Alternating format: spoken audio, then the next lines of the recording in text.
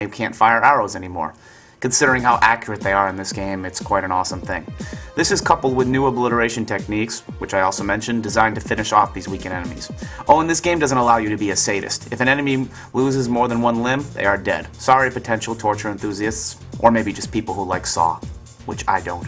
Next statements, things, what I'm about to say, are more for fans of the first game, A longer review, like I always try and plan, I'm always kind of hinting that this isn't meant for casual gamers, but this isn't meant for casual fans or someone who just wants to know about the game, but I'm saying it anyway. This is,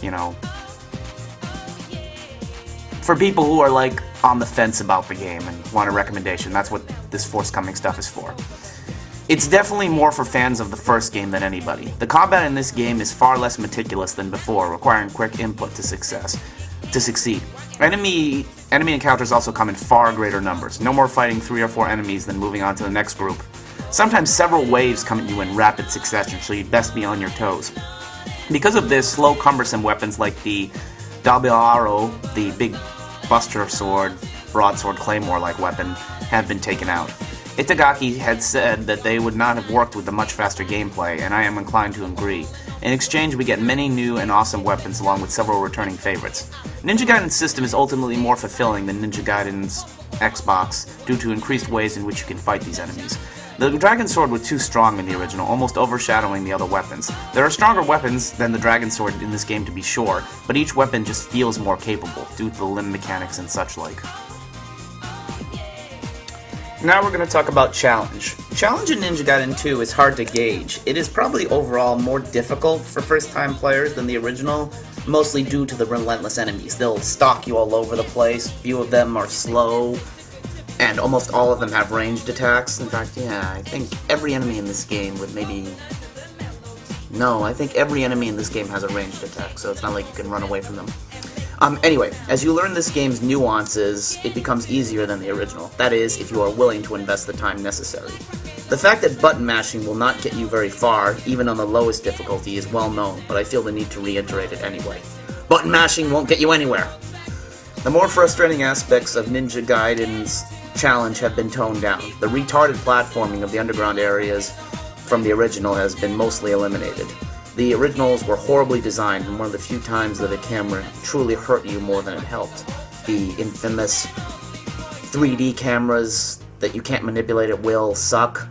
That's one of the few times I've honestly agreed with that assessment. It's a bad sequence anyway, and it just makes it worse. The camera just makes it worse.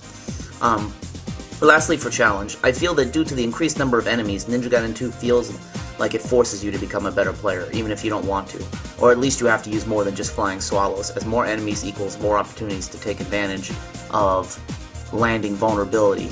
In the original, it wasn't such a big deal because you might be able to kill them pretty quickly with that move, but enemies are programmed in this game to try and throw you at certain circumstances, and when you land from a flying swallow, they will throw you repeatedly, so don't think you can abuse that move.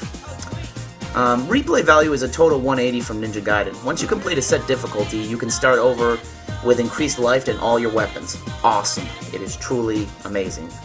Not only just for Ninja Gaiden fans, where that feature was solely missed, it makes it one of the best action games ever, a worthy successor to the original.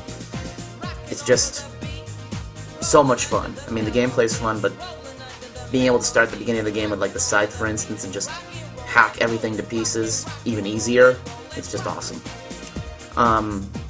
For example, you can play the early stage and literally kill the first boss in 2 hits. It's awesome.